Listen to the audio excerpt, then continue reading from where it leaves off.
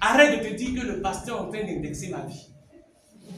Le pasteur, c'est à cause de moi, le pasteur est en train de prêcher. Ça, c'est de moi, il parle. Je ne parle même pas de toi. Je ne parle pas de toi. Je suis en train de te prêcher la parole de Dieu. Amen. Pour ta vie. Quand on dit homme de Dieu, là, il ne vient pas te dire ce que toi tu veux entendre.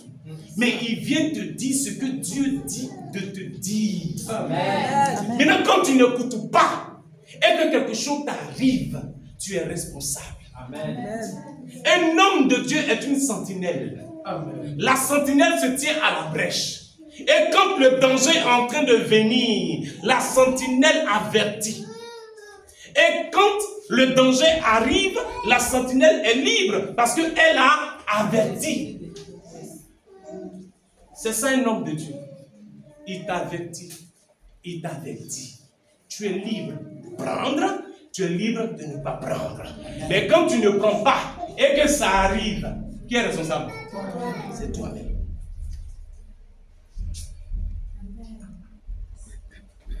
Alléluia. Amen. Alléluia. Amen. Pour éviter ça, mariez-vous. Mariez-vous. On a lu tout à l'heure dans Timothée, on n'a pas fini la lecture. Il dit, tout est sanctifié par la parole et par la prière. Si vous voulez même vous marier demain, venez ici, on va célébrer votre mariage. Amen. Peut-être que cette fête-là, c'est ça qui te dérange. C'est ça, non? Si tu veux demain, mercredi, on est aujourd'hui dimanche, non? Mercredi, venez, on va célébrer votre mariage. Et vous partez. Amen. Venez vendredi, samedi, peut-être que tu as honte de tes frères, de tes soeurs, il n'y a pas de souci. Venez samedi. On va célébrer votre mariage, vous allez. Amen. Amen. Tout est sanctifié par quoi? La parole et la prière. Dieu connaît ton mariage. Tes frères, tes soeurs savent que tu es marié. Le reste là, ce n'est que des formalités. C'est ça que vous devez comprendre aussi. Oui, c'est ce que vous devez comprendre. On dit mariez-vous. Non, moi je ne vais pas me marier parce que je ne suis pas encore prêt à aller faire ceci, aller faire cela, aller faire ce monde. Tu n'es pas encore prêt à aller là-bas, aller faire ceci, aller faire cela, d'accord. Mais tu es prêt à coucher avec la fille. Tu es prêt à coucher avec l'homme. C'était ça que tu es prêt. Mais nous, on n'enseigne pas ça ici. Hein. Maintenant, ce qu'on enseigne, si tu n'es pas d'accord maintenant, là, tu prends ta route. Oui, non, je dis, on n'est pas. Écoutez-moi bien. Quand tu viens dans une église, ce qu'on enseigne, si tu n'es pas d'accord, pose question. Ils vont bien t'expliquer. Si tu as compris là, soit tu restes, tu appliques, soit tu t'en vas. On a compris, on n'a pas bien compris. Amen. On ne croit pas à ce qu'on enseigne. On ne croit pas à ce qu'on dit, mais on est là quand même. Il y a des disciples de Jésus, quand Jésus a dit, celui qui ne mange pas ma chair, qui ne boit pas mon sang, ne peut pas me suivre. Ils ont pris la route, ils sont partis. Jésus a regardé Pierre et puis les autres, il dit, vous partez pas aussi. Il a dit, tu as les paroles de la vie à qui? Amen. Alléluia. Amen. Donc, si tu n'es pas d'accord, prends ta route. Comme vous lisez Matthieu 18. Il dit, si ton frère a péché, va vers lui. Si tu as écouté, gloire à Dieu. Si tu n'as pas écouté, prends avec toi une ou deux personnes. Si vous avez écouté, gloire à Dieu. Si vous n'avez pas écouté, envoyez-le devant l'église. Si tu n'as pas écouté l'église, considérez-le comme quoi? Comme un païen. Comme un païen. Un publicain, un païen. Et là, après, il dit quoi? Là ou deux, ou trois. Ah, souvent le verset là, tu lis ça, mais tu ne comprends pas. Hein? Il dit là où deux ou trois sont assemblés en mon nom. Vous avez ce que le Seigneur est en train de dire. Il est en train de dire que celui qui ne veut pas marcher conformément à la parole de Dieu, qu'il quitte du milieu de vous, qu'il sorte du milieu de vous. Amen. Il est préférable que vous soyez deux, vous soyez trois. Et on sait que vous trois là, vous êtes accordés.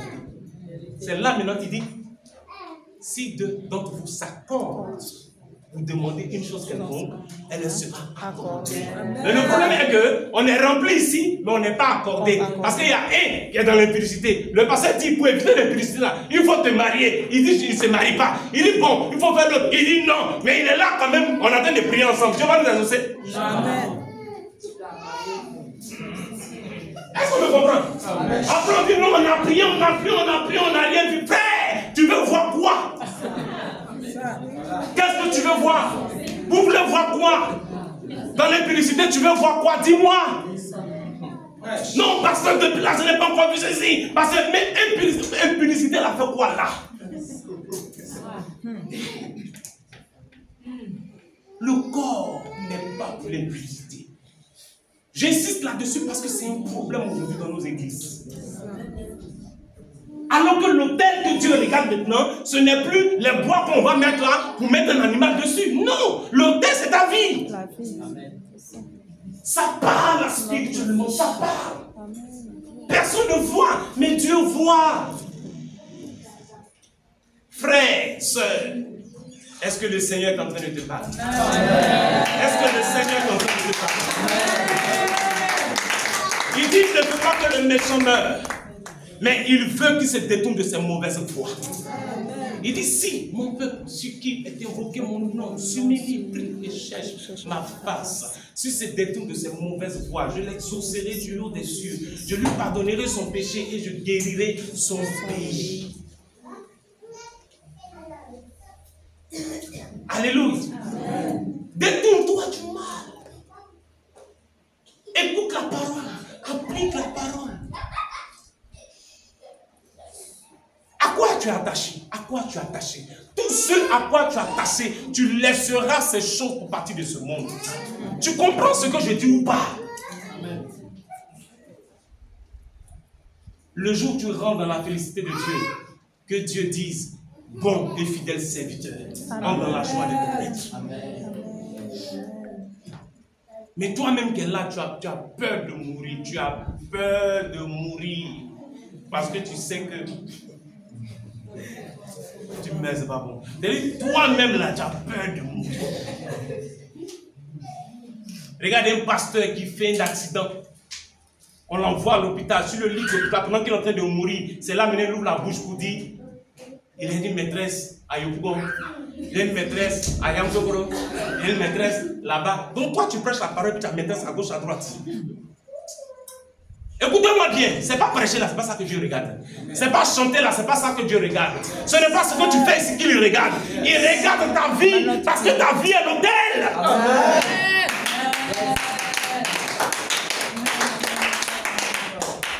Tu fais n'importe quoi, tu viens ici là, frère. C'est pas le pasteur que tu viens blaguer. Ce ne sont pas les fidèles que tu viens blaguer. Ce n'est pas quelqu'un que tu viens blaguer. Toi-même, tu te blagues.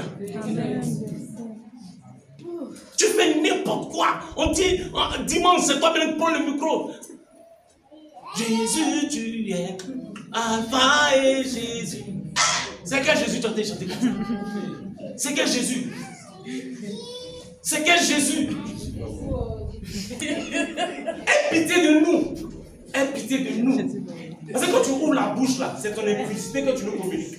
Quand tu ouvres la bouche, c'est ta vie de masturbation que tu nous communiques. Quand tu ouvres la bouche, c'est ta vie de fornication que tu nous communiques. Quand tu ouvres la bouche, c'est ta vie de sexualité illégale que tu nous communiques. Quand tu ouvres la bouche, tu es en train de nous communiquer de mauvaises ondes. On veut adorer, mais on ne peut pas. On sent que c'est bloqué. C'est bloqué. Parce que la personne même qui est en train de chanter là, l'autel que sa vie est n'est pas un bon autel. Alléluia. C'est pas un bon autel. Alléluia. Amen. On était au foyer, j'ai prêché, j'ai dit, les disciples ne faisaient pas que prêcher l'évangile, prêcher la vérité, mais eux-mêmes, ils vivaient la vérité. Si tu vis n'importe comment, et puis tu viens prendre le micro pour chanter, tu t'attends à quoi? Que le peuple de Dieu adore bien Dieu? Jamais. Parce que Dieu sait que toi qui ouvres la bouche pour chanter là, ta vie c'est n'importe quoi. Tous ici, écoutez-moi bien, où que tu sois, quel que soit ton rôle, ton poste, nous sommes consacrés. Amen. Dans les messages, les 7 dimanches, il y a aussi la consécration, non? Je crois que c'est le dernier message. Il ne faut pas rater ça. Amen. Nous sommes tous consacrés, nous tous. N'attends pas son verse lui sur toi pour croire que tu es consacré. Ce n'est pas lui qui consacre, c'est le Saint-Esprit qui consacre. Amen. Yes. Nous sommes consacrés. Notre vie est l'autel. Ta vie doit être agréable à Dieu. Alléluia. Et donc quand tu vas ouvrir la bouche pour parler, tu vas ouvrir la bouche pour prêcher, tu vas ouvrir la bouche pour chanter, toi-même, tu vas voir ce qui va se passer. Amen. Alléluia. Un jour, on me fait une veillée à la maison. Et j'ai dit, je leur ai dit, est-ce que vous savez que souvent on va en ce moment on prie au foyer. J'ai dit, est-ce que vous savez que quand souvent on va à l'église, le Saint-Esprit il est dans le coin de la salle. Il est dans le coin là, dans le coin, à l'angle. Il est à l'angle. Et puis il est comme ça. Et puis il regarde. Et vous savez ce qu'il dit? Ce qu'il dit? Il dit, finissez vos trucs. Quand vous avez fini, vous allez partir. C'est-à-dire que lui, il n'est pas putain. Attends. Il n'est pas omniprésent. Mais il t'a vu avant-hier. Il t'a vu quand tu étais en train de critiquer le passage à Alexandre là. Il t'a vu. Il t'a vu quand tu étais en train de faire comme ça. Il t'a vu. Il t'a vu. Alléluia. Quand tu étais en train de te mettre nu devant caméra, devant blanc, il t'a vu. Il t'a vu.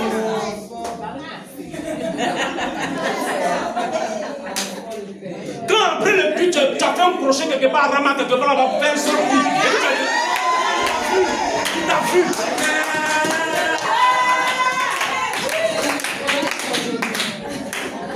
Oui, tu m'entends bien. Tu es là, et après un coup seulement, un coup. C'est pas après un coup qu'il faut commencer. Après un coup seulement, il a fait là, et c'est ça là. Parce que tu as fait ça, tu fais un coup et puis tu suis ta bouche, et puis tu viens t'asseoir ici.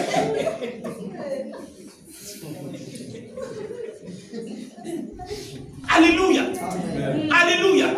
Il est là, il a l'angle et tout nous regarde. Il dit finissez votre truc là. Chantez, dansez. Ça c'est vous, hein. Ça c'est un club d'amis. Ça c'est une association. Finissez, vous allez partir. Parce que moi, le Saint-Esprit, il ne suit pas dans ça. Il ne suit pas dans ça. Toi, tu prêches. Et puis tu vis n'importe comment. Tu frappes ta femme à la maison. Toi, tu as venu prêcher. Tu prêches qui même? Tu prêches qui? Jésus. L'autel sur lequel moi, Dieu, aujourd'hui je travaille, c'est toi ta vie. Tu fais quoi de ta vie? Mais quand on dit de lever la voix pour prier, si quelqu'un t'a mis ta prière là, quand tu pries, on dit ouais, le frère il s'est prié. Oui, la sœur elle s'est priée. Alors que le frère là, la sœur là, et sa vie.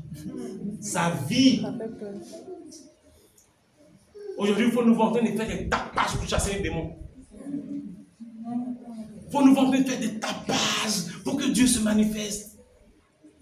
Les disciples, ils ont passé un long temps en train de dire sors. Le démon n'est pas sorti. Quand Jésus est venu, le papa dit tes disciples, ils ont tout fait ici. Le démon n'est pas sorti. Mon fils souffre encore. Jésus dit mais c'est jusqu'à quand je vais être avec vous? À l'instant, il a posé sa main et puis le démon est parti. Ce n'est pas du bruit, ce n'est pas du tapage. C'est quelle vie tu es. Et là, vous comprenez ce que je dis? C'est quelle vie tu es.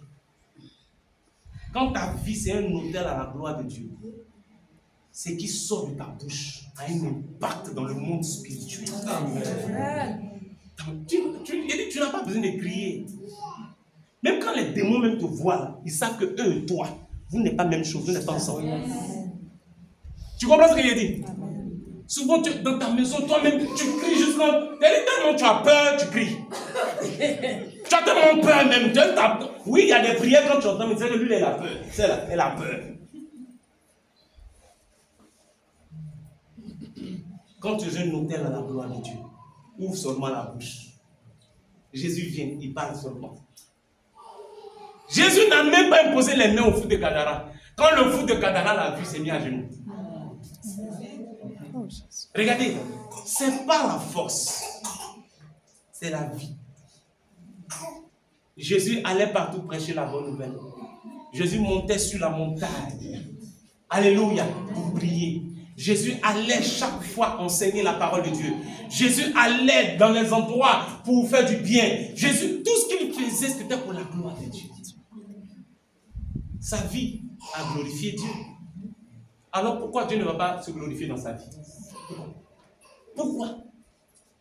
Toi, tu veux voir la gloire de Dieu, mais regarde ta vie. Le pasteur vient de prêcher. Il dit fuyez l'impudicité. Mais dès que toi, tu sors d'ici là,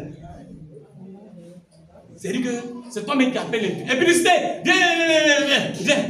C'est-à-dire que le souvent même, le pasteur il est prêché là. L'impudicité même, il est quelque part là-bas, il dit, Dieu au moins ne peut plus te suivre. Hein. L'impudicité m'a peur de toi. Pendant que ça t'est prêché, ça c'est des flèches. C'est pas du genre, c'est ce qu'ils sont en train de faire. C'est fort. Donc quand ça vient comme ça, l'impudicité se tient loin de toi. Mais quand tu sors, c'est toi-même qui t'en vas. Impudicité, viens. Fornication, viens. Adultère, viens. Calomnie, viens. Viens. Dis encore, viens. C'est toi-même qui t'en vas appeler. Au lieu de fuir, c'est toi qui appelles. Dis, ma vie est un autel. À Dieu. Et je suis cette offrande. Pour le Seigneur. Je suis cette offrande. Pour le Seigneur. Je suis cette offrande. Pour le Seigneur. Je suis cette offrande. Pour le Seigneur. Alléluia. Amen. Alléluia. Amen. Alléluia. Est-ce qu'on a compris la parole? Amen. Est-ce qu'on a compris la parole? Amen. Dans le monde spirituel, l'autel a une importance. Amen. Et aujourd'hui, l'autel, c'est ta vie. L'autel, c'est toi-même.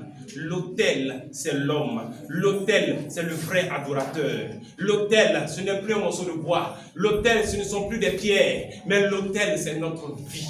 Et l'offrande que Dieu demande, c'est notre corps. Alléluia. Est-ce que tu peux te tenir debout? Tu vas prier.